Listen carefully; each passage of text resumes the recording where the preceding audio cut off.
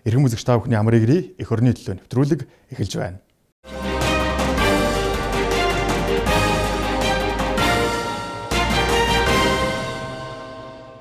Бүгд найрамд Хүмүүст судаа улсад явагдаж байгаа нэгдсэн үндэстний байгууллагын энхийг сахиулах аммиас ажиллагаанд үүргээ нэр төртөө гүйцэтгсэн Монгол улсын зэвсэг түвшний бот хуудалагын батальоны бие бүрэлдэхүүнд төрийн одон медаль, батлан хамгаалах салбарын жагнал гардуулах ёслолын ажиллагаа соёлын төв өргөөнд зохион байгуулагдлаа.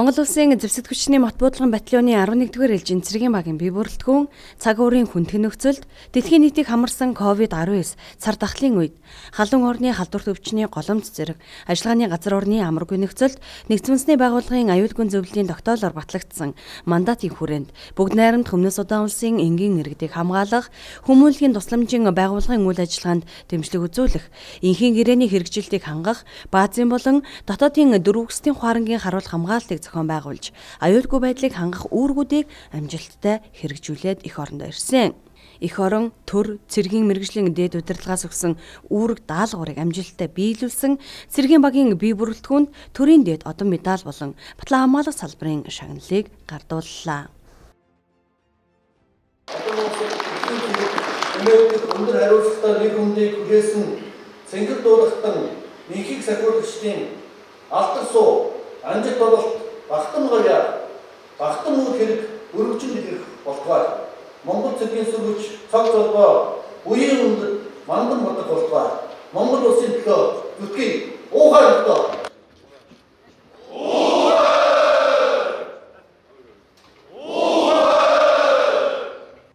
Бот буудлын батальоны 11-р ээлжийн цэргийн багийн бие бүрэлдэхүүн үүрэг гүйцэтгэх хугацаанд мэргэжлийн ур чадвар, дэвсгэр хатуу жил, дасан зохицох чадвар, сахилга зохион байгуулалт, үүрэг гүйцэтгэх чадвараараа нэгдсэн үндэсний байгууллагын төлөөлөгчд болон олон улсын ажиглагч цэргийн багуудад хэдийнэ хүлээн зөвшөөрөгдөжээ.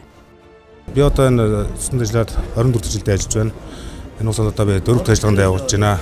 Ханиуц ажиллагааны хувьд яг бас орчин байгаль одоо тухайн орнуудын орчин одоо бас хүндрэлтэй, халуун, янз бүрийн элдв бүцтэй, хумхаа өвчнөдтэй болон янз бүрийн өвчлөл ихтэй газар онцлог нь бас уур амьсгалын цаг угаар агаар нүртэл тухайн орнуудаас өөр байдаг учраас тэр нь жоо хүндрэлтэй байдаг. Монгол улс энхийн үйлсэд хувь нэмрээ оруулж байгаа энхийг сахиулагчдынхаа эмэгтэйчүүдийн оролцоог 15% хүрэхээр зорж байгаа. Тиймдээч тус ээлжийн цэргийн багаас эхлэн эмэгтэй цэргийн албан хаагчдын тоог нэмэгдүүлж тус багтал гэхэд 66 эмэгтэй цэргийн албан хаагчдыг илгээж үүрэг гүйцэтгүүлжээ. Энэ нь нийт бие бүрэлдэхүүний 7.5% юм. Тэдгээр цэргийн албан хаагч нар соёл хүмүүжил, төлөвлөлт, мот буудлага, холбоо мэдээлэл, эмнэлэг, артаал гэсэн чиглэлүүдээр үүрэг гүйцэтгэхийн зэрэгцээ, нийгэм хүмүүнлэг, иргэн цэргийн харилцаа, соёл гэгэрлийн ажлуудад дэмжлэг үзүүлэн ажилласан байна. За тэгээ Монгол Улсын ерөнхийлөгч нэгдсэн үндэсний байгууллагын энэ дээрээс нийт эмэгтэйчүүдийн оролцоог 15% болгоно гэдгийн хамгийн ихний гараа нь манайх 7.8% болж өсөж оролцсон байгаа. За эмэгтэй цэргийн албаагч ажиллагааны газар орон дээр тохиолдох бэрхшээлийн хувьд гэвэл аж төрөх амьдрах талд нь бэрхшээл тохиолдог. Жишээ нь виз, усанд орох гэх мэтчлэнгийн энэ тэнд төр ажиллагааны бааз байгуулах үед гадаа хээр визсах ч юм уу усанд орох иймэрхүү асуудал үүсдэг. Бусдаар бол одоо үүрэг гүйцэтгэх үед яг л эр хүн шиг эрэгтэй цэргийн албаагч ямар хийж ийн яг түүний үүргийг гүйцэтгэнэ. Эмэгтэй цэргийн албаагч ийм үүрэгтэй, эрэгтэй цэргийн албаагч ийм үүрэгтэй гэсэн байхгүй учраас бүгд яг нэг үүрэгтэйдэг. Арга гэрийн дэмжлэг маш чухал. Гэхдээ бас цуг хамт үүрэг гүйцэтгэж байгаа салаа тасаг тасгийн хамт олон тэгээд тэр тусмаа баадгийн оролцоо чухал баадтайгаа нэг би болоо цуг хамт үүрэг хамт харуулын цэг дээр гараад жаргал зовлон юу байна бүх юмаа хуваалцдаг учраас тэрний илүү бас тэмтэй байсан. Хамтран үүрэг гүйцэтгсэн 11-р мот буудлын батальоны нийт бие бүрэлдэхүүндээ эрүүлгийг аз жаргал сайн сав мөхрийг хүсье. та бүхэнтэйгээ хамтран ажиллахад тухтай таатай байсан шүү гэж л. Цаг үеийн болон цагийн байдлын хүндрүүлсэн нөхцөлд инхийг сахиулагчид маш олон эрсдлийг давж үүрэг гүйцэтгэдэг. Тус бүрэлдэхүүнийг үүрэг гүйцэтгэх хугацаанд ойрын 60 жил болоогүй үер усны аюул нүүрлэж тэр хэрээр халуун орны хумхаа өвчнийг тээгч шумуулын дэгдэлт өндөр байжээ. Ажиллагааны газар орон дээр энэ жилийн хувьд болохоор ерөнхийдөө нэлээд онцлогтой байлаа. Энэ нь болохоор үер усны байдалтай ажиллагааны газар орон дээр маань тэгээд энэ дэлхийн нийтийг хамарсан цар тахлын одоо ийм юунд ажиллагааны газар орон ч гэсэн цаг агаар болон юуны одоо нэлээд хүндрэлтийн нөхцөлд бол үүрэг гүйцэтгсэн байгаа. Энэтэй холбоотойгоор бол одоо тухайн газар орон дээр бол гидсний халдвар төвчин, эбола, одоо холер эдрийн үлдэгдэлт маш ихтэй жил байсан. Үүгээрээ жоохон онцлогтой байсан. Монгол улсын зэвсэг түвшний цэргийн албан хаагчид нэгдсэн үндэсний байгууллагын инхийг сахиулах болон олон улсын цэргийн ажиллагаанд 2002 оноос эхлэн оролцож эхэлснээс хойш өдгөө давхарцсан тоогоор 21 мянган орчим цэргийн албан хаагч, түүний дотор 1000 гаруй эмэгтэй цэргийн албан хаагч нар үүргээ нэр төртөө гүйцэтгэсэн байдаг. Харин 2012 оноос бүгд найрамд Өмнөс Удаан улсад явагдаж байгаа нэгдсэн үндэсний байгууллагын АНМИС инхийг сахиулах ажиллагаанд оролцож эхэлсэн бөгөөд энэ хугацаанд 11-р ээлжийн цэргийн багт нийтдээ 9500 гаруй инхийг сахиулагч үүргээ нэр төртөө гүйцэтгэсэн байдаг. Өнөөдрийн байдлаар дэлхийн цэрэг хандивлагч орнуудаас Монгол улс 23 дугаар байрт эрэмблэгдэж байгаамаа. Зэвсэг түвшний жанжин штабын удирдлагууд хэвлэл мэдээллийн байгууллагуудын удирдах ажилтнуудтай уулзалт зохион байгууллаа. Цэргийн сургалт бэлтгэлийн Цэргийн мэргэжлийн удирдлагын дээд байгууллага болох Зэвсэг түвшний жанжин штаб, Монголын сэтгүүлчдийн нэгдсэн эвлэл, Монголын радио телевиз, сонин сэтгүүл, захин мэдээллийн мэргэжлийн холбоод, тэдгээр холбоодуудад бүртгэлтэй хэвлэл мэдээллийн байгууллагуудын удирдах албан тушаалтнуудтай хийдэг уулзалтыг 3 дахь шилдэ амжилттай зохион байгууллаа. Уламжлал болсон уулзалт Батлан хамгаалах салбараас 2022 онд хэрэгжүүлсэн ажил арга хэмжээг танилцуулснаар эхэлсэн юм аа. Энэ уулзалтын гол ач холбогдол нь бол бид Монголынхаа ард түмэнд 2022 онд зэвсэгчин юу хийж хэрэгжүүлж амжсан бэ? Түүнийгээ бас одоо энэ хэвлэл мэдээллийн байгууллагаараа дамжуулан хүргье. За хоёрдугаарт нь болохоор ирж байгаа одоо энэ ондоо бид хийж хэрэгжүүлэх ажлаа мөн одоо энэ хэвлэл мэдээллийн байгууллагуудаа ойлгуулъя. Түүнчлэн энэ чиглэлээр хэвлэл мэдээллийн байгууллагуудаа бид ямар бодлого чиглэлээр хамтарч ажиллах вэ гэдэг асуудлаа харилцсан одоо ойлголцдог ийм одоо чухал арга хэмжээ. Хамгийн гол нь энэ уулзалтаар юу ярьдгийг гэхээр яг удирдах түвшиндүүлээд байгаа удирдах түвшний хүмүүс нь ирж хэвлэлийн сэтгүүлд маш ирж байна. Тэгэхээр гол нөгөө мэдээлэл аваад яг ингээд ажиллах гэхээр түвшний салбараас юу одоо бидний үед хүндрэл бэрхшээлтэй байдаг юм бэ? Юу болохгүй байдаг юм бэ гэдгийг энэгээр ярилцаад цаашдаа бид яах ёстой юм бэ? 2020 одоо шинэ онд жишээлбэл юун дээр гол анхаарлаа хандуулж ажиллах юм бэ гэдгийг л ярилцах юм гол уулзалт байдаг юм. Эх орноо Батлан хамгаалах салбарт хуурай замын, агаарын, кибер аюулгүй байдлын, тусгай хүчний, барилга, инженерингээд маш олон төрлийн мэргэжлийн цэргүүд өдөршин халуун хүйтнийг ажрахгүйгээр тангарахтай үнэнчээр зүтгэдэг. Тэдгээр цэргийн албан хаагч нарыг дан ганц салбарын дэргэдэх соён редакцийн сонин студ сурталчилж ажиллана гэдэг учир дутагдaltaй.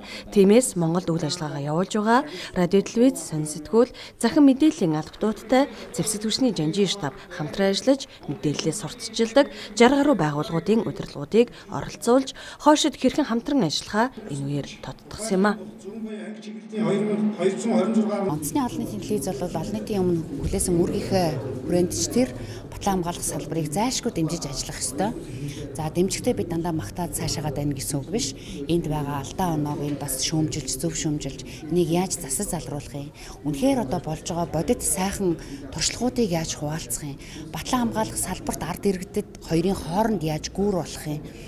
Батлан хамгаалах салбарын ажил үйлсийг олон нийтэд яаж тайлбарлан таниулах юм гээд бидний өмнө маш олон том үүргүүд байгаа. Тэгэхээр тэр үүргийнхээ хүрээнд бид Батлан хамгаалахын яамтай зэвсэг түвшинтэйгээ маш сайхан хамтын ажиллагаатай ажилласаар ирсэн. Цаашдаа ажилласаар байх болно. Эвлэлүүдийн маань одоо редакцийн маань бодлого юунд төвлөрдөг вэ гэхээр Монгол улсад хэвлэлийн хэрэгчлөөгөөр дамжуулж хүний эрх хэрэгчлөө одоо хангахад дэмжлэг үзүүлэх гэсэн ийм одоо бодлоготоор үйл ажиллагаа явуулдаг. За тэр талаас нь харах юм бол мэдээж энэ зэвсэг түвшний анги салбаруудад байгаа үе үе одоо сэрчгээд идэг. Хүний эрхийн одоо ноцтой зөрчлүүдийг бид бас шүүмжлэх тэрийг хөндөх энэ одоо асуудал бол бас манай нийтлийн бодлогын бол анхаарлын төвд бол одоо үргэлж байсаар ирсэн. Өнгөрсөн цаг хугацааг одоо манай үзэгчид ирээ санаж байгаа бол манай л үзээр энэ асуудлыг удаа дараа мэдчихлээ. Ганцхан жишээлээ бид нар ганцхан асуултанд хариулт авахын тулд 1500 км-ийг одоо туулж очиж ирсэн ийм жишээ. Энэ бол одоо манай зүгээс гаргаж байгаа хүчин чармаалт. За нэгдүгээр сунд Уламжлалт уулзалтаар өнгөрсөн онд зэвсэгт хүчнийг сурталчлах ажлыг манлайлан ажилласан зарим хэвлэл мэдээллийн байгууллагуудыг зэвсэгт хүчин дээлтийн шилдэг байгууллагаар шалгаруулж өргөмжлөл гардуулсан бол зарим шилдэг ажилтнуудыг зэвсэгт хүчний жанжин штабын жуу хүчгээр шагнаж урамшуулсан юм. Мөн цэргийн дуужийн эрдмийн чуулгын уран бүтээлчдийн шинэ уран бүтээлийн дээлчсээс хүндэтгэлийн тоглолтыг үзүүлж сонирхолсон юм а. Зэвсэг төрчний 2023 оны авраг шалгаруулах зэрэглэлийн спортын өвлийн 2 төрөлд цэрэг спортын цогцлбор олон төрөл тэмцээн зэвсэг төрчний хужир буландах сургалтын төвд зохион байгуулагдлаа.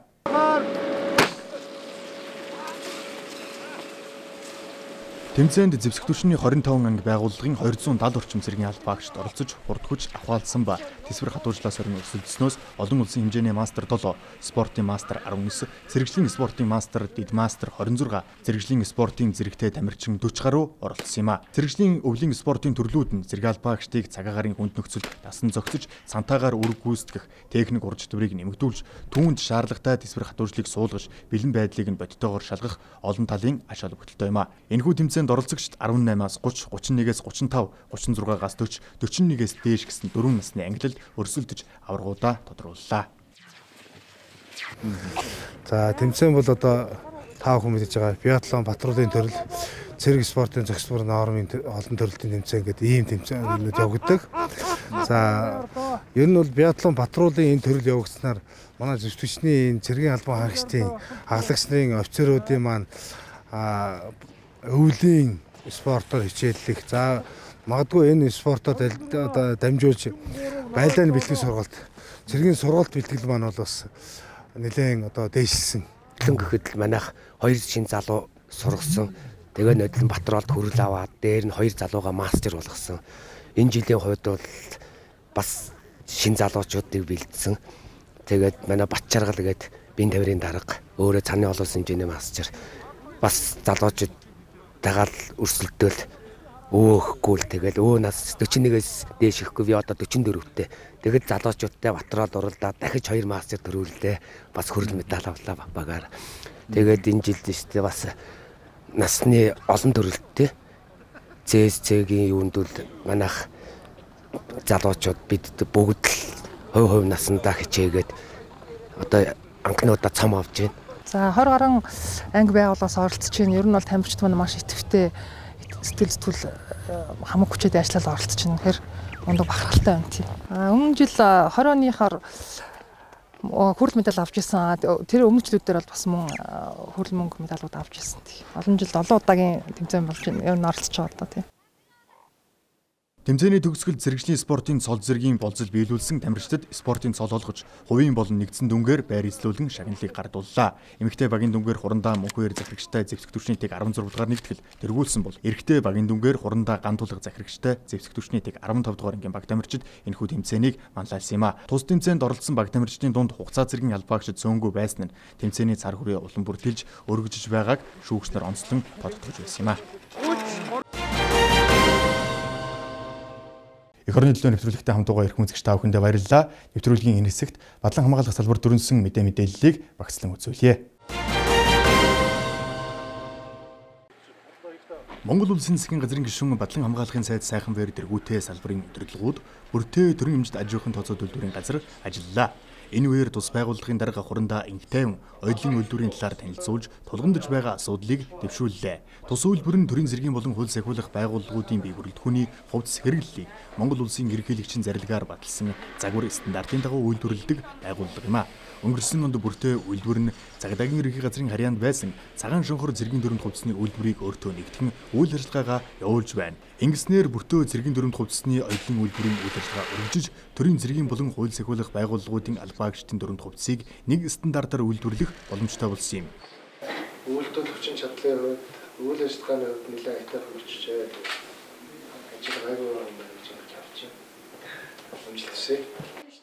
Мөн бүтц оронтой хэлс албадуудаа шинжилэл хийн олон улсын чанарын менежментийн тогтолцоо ISO 9001/2015-ыг үйлдвэрлэлдээ нэвтрүүлснээр ажлын уялдаа холбоо сайжирч бүтээгдэхүүний чанар дээшлэн үүнтэй холбогдуулсан техник технологийн шинжилэлүүд ч хийгджээ.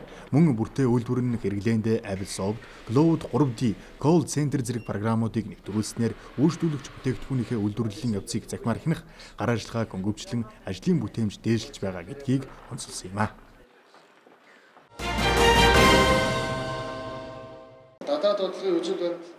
Монгол улсын засгийн газрын гишүүн Батлан хамгаалахын сайд Сайханбаяр тэргүүтээ салбарын удирдлага бүгд найрамд хүмүүст урдан улсад явагдаж байгаа нэгдсэн үндэсний байгууллагын инхийг сахиулах анмис ажиллагаанд үүрэг гүйцэтгэж байгаа 12 дугаар ээлжийн цэргийн багийн бие бүрэлдэхүүний арга гэрийн төлөөлөлтөд уулзалт хийж нэгдсэн үндэсний байгууллагын инхийг сахиулах ажиллагааны талаар болон Монгол цэргүүдийн үүрэг гүйцэтгэлтийн өнөөгийн байдал гарч байгаа бодлогын шинжилэлт өөрчлөлтүүдийн талаар мэдээлэл өглөө. Батлан хамгаалахын сайд үүрэгт ажиллах хүлээн авснаас хойш инхийг сахиулах ажиллагааны орчин нөхцөлд дүгнэлт хийж хэд хэдэн шинжилэлт хийх шийдэлд хүрсэн. Түүний нэг нь инхийг сахиулагчдын арга гэрийн төлөөлөлтөд уулзах өнөөдрийн уулзалт байсан юм. Учир нь нэг зорилго чиглэлийн дор өдөр шөнөгийг ялгалгүй тасралтгүйгээр үүрэг гүйцэтгэж байгаа инхийг сахиулагчдын үүрэг гүйцэтгэлтэд арга гэрийн урмын үг, сэтгэлийн дэмжлэг маш чухал байдгийг энэ үеэр онцлон сануулсан юм а.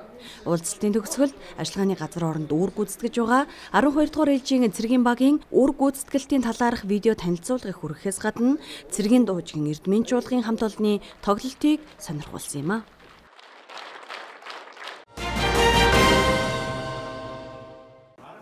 Баянзүрх дүүргийн засаг даргын хамгааллын газрын цэргийн штабаас 18 нас хүрсэн цэргийн өргөтнүүдэд цэргийн өргөтний өнөмлөх олгох арга хэмжээг зохион байгууллаа. Уг үйл ажиллагааны зорилго нь цэргийн насны залуучуудад цэрэг эх оронч үзлийг төлөвшүүлэх, эрдэм мэдлэгтэй, өвдөг шхүмүүжилтэй иргэн болж Монгол улсын үндсэн хуулиар хүлээсэн иргэний зэргийн үргээ биелүүлэх хүсэл эрмэлзлийг төрүүлэхэд оршиж байгаа юм а. Тус арга хэмжээнд Баянзүрх дүүргийн 6 хорооны 18 нас хүрсэн цэргийн өргөтнүүд тэдгээрийн арга гэрийн төлөөлөл оролцлоо. Одоо хугацаа зэргийн албанд иргэдэгээ татаж хаадах одоо эхэлж байгаа нэг том ажлын нэг багхгүй. Цэргийн бэлтгэл үүрэгтгүүд маань одоо иргэд маань бол хаягийн зөрчил байхгүй бол Монголын системээр хандаад бүртгүүлчих хэрэгтэй. Хэрвээ хаягийн шилжилт хөтөлбөр хийгдчих гэсэн хараахан тэр шилжилтсэн хороондоо бүртгэгдээгүй хаягийн жоохон зөрчилтэй байгаа бол өөрийн биеэр хороо орон дээр очиод энэ бүртгэлээ хийлгээд ингээд явах нь зүйтэй. Энэ үеэр хүрэлцэн ирсэн зочд болон цэргийн өргөтнүүдэд цэргийн дуужгийн эрдмийн чуулгын уран бүтээлчдийн болон Баянзүрх дүүргийн соёлын ордны дугуйлангийн зурагчдын урлагийн тоглолтыг толилууллаа. Түүнчлэн цэргийн өргөтнүүд буюу 18-аас 25 насны залуус цэргийн бүртгэлдээ биеэр болон Монголиа цахим платформоор дамжуулан бүртгүүлэх боломжтой юм а. Бүртгэл энэ сарын 20-ны өдөр хүртэл үргэлжилнэ.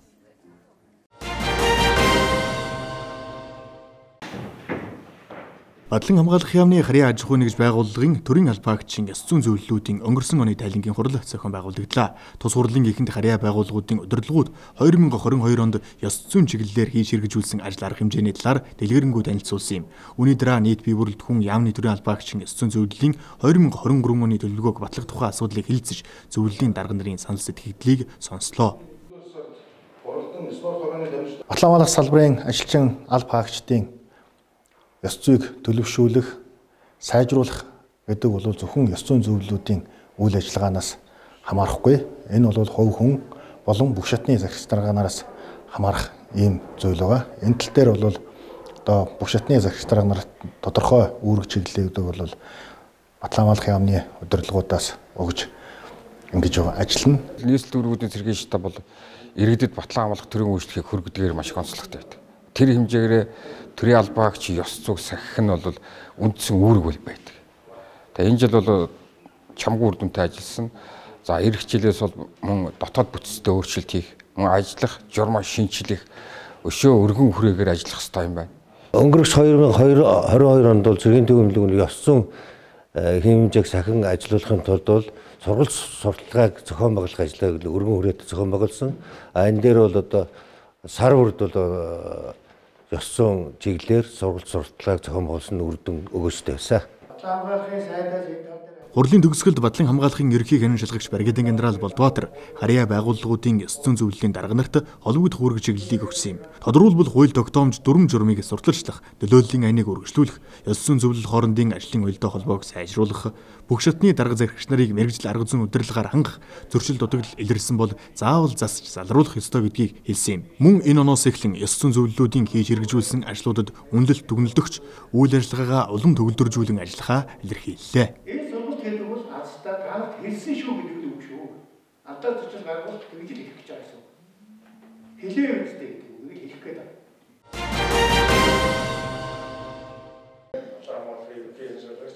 Батлан хамгаалахын ерөнхий генерал шалгагчийн ажлын албанаас төсвийн төлбөрт зарцуулалт, төрийн өмч хөрөнгийн ашиглалт, хадгалалт, хамгаалалт, нэгтлэн бодох бүртгэл хөтлөлт, галын болон хөдөлмөрийн аюулгүй байдал, эрүүл ухаан хяналтыг сайжруулах талаар зохиц сургалтыг зохион байгууллаа. Сургалтад зэвсэгтөрчний жанжин штаб, төрлийн цэргийн командлал, барилга инженерийн цэргийн удирдах газар, яамны харьяа анги байгууллагын дарга, санхүү, галын болон хөдөлмөрийн аюулгүй байдал, эрүүл ухаан хариуцсан 90 байгууллагын 500 гаруй албан тушаалтнууд хамрагдсан юм а. Өнөөдрийн сургалтанд сангийн яам, үндэсний аудитын газар, нийслэлийн онцгой байдлын газраас холбогдох албан тушаалтнууд мэргэжлийн үдирчүүдэнд хичээл зааж байна. Мөн манай алба хаагчид өөрсдөө хариуцсан хяналт шалгалтын явцад илэрсэн зөрчил дутагдлыг дээр үндэслээд нийтлэг гардаг зөрчил дутагдлыг дахин давтуулахгүй байх үндсэн дээр өрсөн сэргийлэх зорилгоор бид нар бол сургалтыг хөтөлбөрөөр баталж төлөвлөөд өнөөдөр ингээд сургалтын үйл ажиллагаа явагдаж байна. Энэхүү сургалтаар Батлан хамгаалахын хяналт шалгалтын нэгдсэн мэдээллийн сангийн танилцуулга, санхүүгийн тайланг, e-тайлан програмд шивж илгээх аргачлал, шилэн дансны шинжилсэн цахим хуудсын танилцуулга, анги байгууллагын гал түмрийн аюулгүй байдал, хөлбөмбөрийн аюулгүй байдлын зөвлөлийн өдөр тутмын үйл ажиллагаа, бичиг баримтыг хэрхэн хөдлөх талаарх заавар зөвлөгөө болон хувь хүний хөгжил манлайл сэдв сургалтыг танилцуулсан юм а.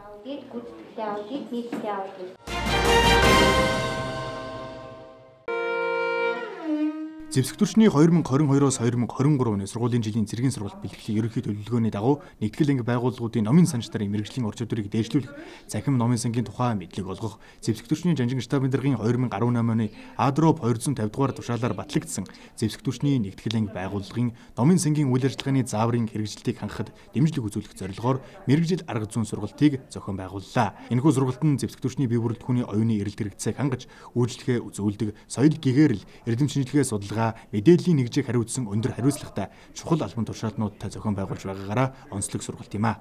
Бэрхшээл гэдэг бол хэцүү юм биш. Ямар нэг сайхан юмд хүрэхийн тэр нэг даваал гэж ойлгох. Эхний өдөр бол бид нар үндсэндээ онлын мэдлэг батжуулах.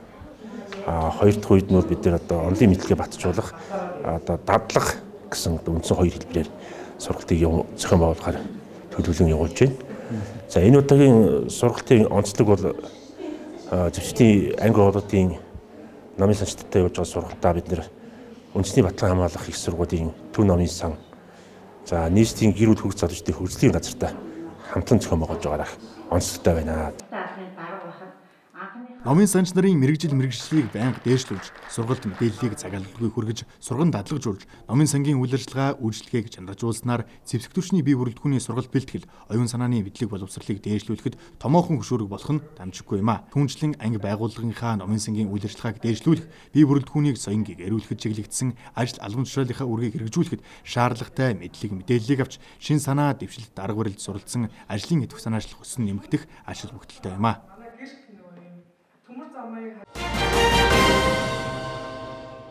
Төрийн захиргааны төв байгууллага болох Батлан хамгаалах яамны энэ цагийн бодлого чиглэлийг нэвтрүүлгийн энэ хэсэгт давтан үзүүлье. Орчин тогтнох үеийн аюулгүй байдал, Батлан хамгаалах бодлого.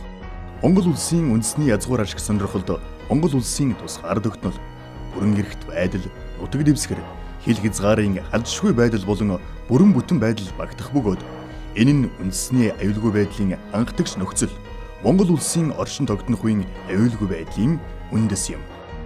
Эх орныхоо тусгаар тогтнол, бүрэн эрхт байдал, нутаг дэвсгэрийн бүрэн бүтэн байдлыг Батлан хамгаалах, үндэсний аюулгүй байдлыг хангах, нийгмийн дэг журмыг сахиулах нь төрийн үүрэг хэмээн үндсэн хуулиар баталгаажуулж хуульчилсан байдаг. Монгол улс төрийн Батлан хамгаалах бодлогоо аюулгүй байдлын гадаад дотоод орчны өөрчлөлт, хөрш орнуудын Батлан хамгаалах бодлого, өөрийн улс орны эдийн засаг, нийгмийн хөгжилтэй уялдуулан боловсруулан хэрэгжүүлж ирсэн.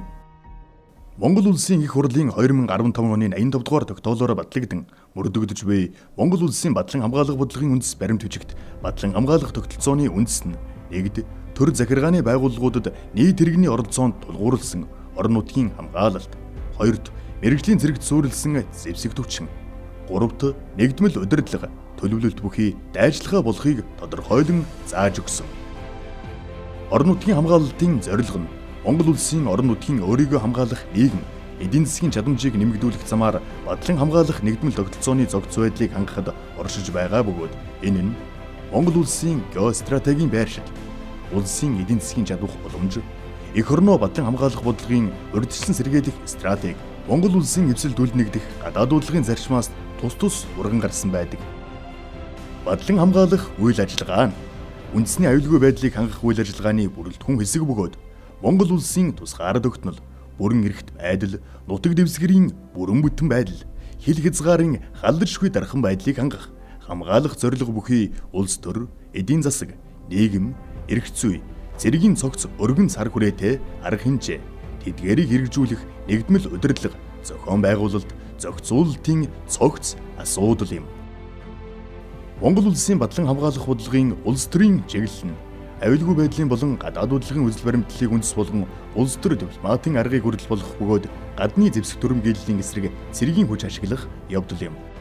Энэ хүрээнд дэлхийн 37 улстай хамтын ажиллагааг хөгжүүлж, нэгдсэн үндэсний байгууллага тэргүүтээ дэлхийн болон бүс нутгийн хамтын нийгэмлэгийн байгууллагатай хамтран ажиллаж байгаагийн дотор хөрш орнуудтай харилцах харилцаанд онцгой анхаарч, бүс нутагт цэргийн итгэлцлийг бэхжүүлэх үйл явцад дэмжлэг үзүүлэхийг чухалчлахын зэрэгцээ 2002 оноос энхийг сахиулах ажиллагаанд оролцсон нэгдсэн үндэсний байгууллагт цэрэг хандивлагч орон болж эх орныхоо тусгаар тогтнолыг улс төр дипломатын аргаар хангах, дэлхийн энх тайван, аюулгүй байдлыг сахин хамгаалах бодит хувь нэмрээ оруулсаар байна.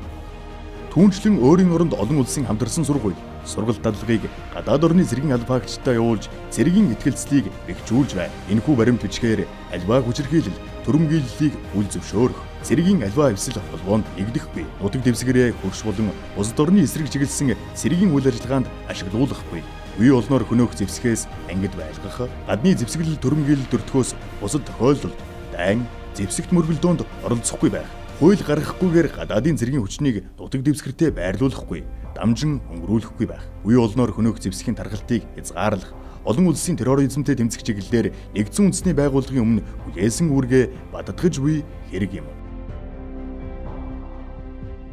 Эдийн засгийн чиглэл нь улсын тогтвортой хөгжлийг хангаж Бадлан хамгаалах чадварыг бэхжүүлэхэд шиглэх бөгөөд Бадлан хамгаалах арга хэмжээний зардлыг Монгол улсын төсвөөс болон хууль заасан бусад их үйлсвэрээс санхүүжүүлэхээр тусгаж Бадлан хамгаалах төсвийн дотоодын нийт бүтээгдэхүүнд эзлэх хэмжээг нэмэгдүүлэх, Бадлан хамгаалах аж үйлдвэрлэлийн суурийг тавин зэвсэг түвшний туршилт үйлдвэрлэлийн төвүүдийг түшиглэн тусгай зориултын цэргийн техник, орон зайн тандалт, агаарын тагнуулын зориулт бүхий нисгчгүй нисэх төхөөрөмж, богино долгионы дунд чадлын радио станцын анхны загваруудыг туршин үйлдвэрлэх ажлыг хэрэгжүүлэн салбарын шинжлэх ухаан, технологийн хөгжилд тодорхой ахиц гаргаж байна.